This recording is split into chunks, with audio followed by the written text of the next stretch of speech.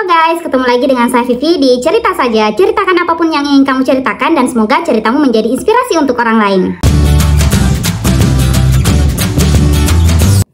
Nah, di segmen Cerita Saja hari ini saya ingin bercerita 3 aplikasi yang akan lebih mudah atau harusnya lebih cepat diketahui oleh calon data analis atau teman-teman yang ada di jurusan statistika. 3 aplikasi yang pertama-tama atau yang lebih awal yang harusnya diketahui oleh calon data analis atau mahasiswa statistika, yang pertama itu adalah Excel, yang kedua SPSS, dan yang ketiga RStudio. Nah, untuk Excel atau spreadsheet, kenapa menurut saya satu yang paling utama, yang paling pertama yang harus diketahui seorang calon data analis, karena banyak hal yang kemudian menjadi awal dari data-data itu, yaitu adalah di spreadsheet. Maksudnya seperti ini, mulai dari kita penjemputan data, umumnya itu menggunakan spreadsheet, atau merapikan data umumnya menggunakan spreadsheet, atau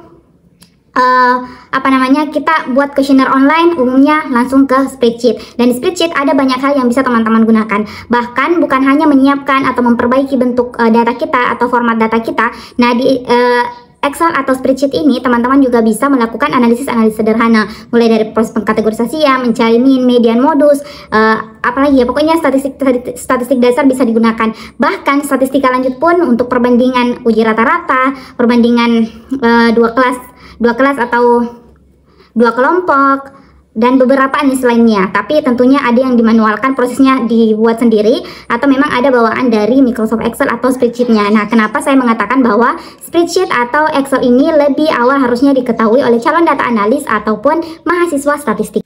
Nah, yang kedua itu adalah aplikasi SPSS. Kenapa saya mengatakan aplikasi SPSS? Dimana kita ketahui bahwa saat ini penggunaan SPSS masih sangat banyak digunakan oleh mahasiswa-mahasiswa lainnya. Kalau mungkin di teman-teman yang ada di jurusan statistika tidak terlalu dianjurkan untuk menggunakan SPSS lagi, biasanya diarahkan ke aplikasi lain. Nah, di beberapa jurusan lainnya yang melakukan skripsi itu masih diarahkan untuk menggunakan SPSS. Jadi untuk menjadi data analis atau misalnya membuka jasa jasa analisis statistik, teman-teman bisa memahami dulu lebih awal SPSS, karena masih banyak orang-orang yang membutuhkan, sehingga masih banyak yang kemudian akan masuk olah data menggunakan SPSS seperti itu. Tapi ingat, SPSS itu masih harusnya berbayar, saya bersendawa ya, harusnya masih berbayar. Tapi kalau teman-teman mau belajar bisa pakai trialnya, ada 1 bulan seperti itu. Oke, kita lanjut ke yang ketiga. Nah, aplikasi yang ketiga yang menurut saya perlu teman-teman calon data analis atau orang-orang yang masih ada di jurusan statistika yang perlu dipahami adalah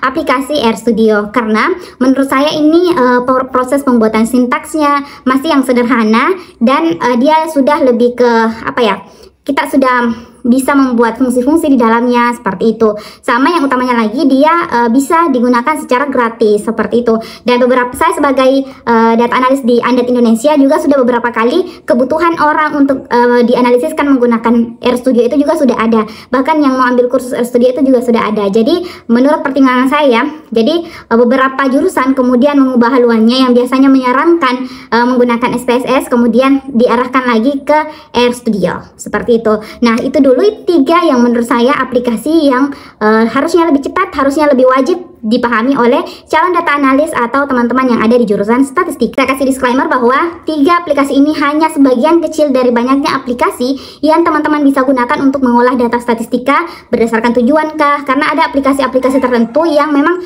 untuk mencapai tujuan penelitian seperti ini tuh pakainya aplikasi ini, masih banyak ya. Jadi ini hanya sebatas pandangan saya bahwa 3 yang harusnya lebih cepat dan lebih wajib dipahami di awal seorang calon data analis maupun mahasiswa yang sedang ada di jurusan statistika seperti itu.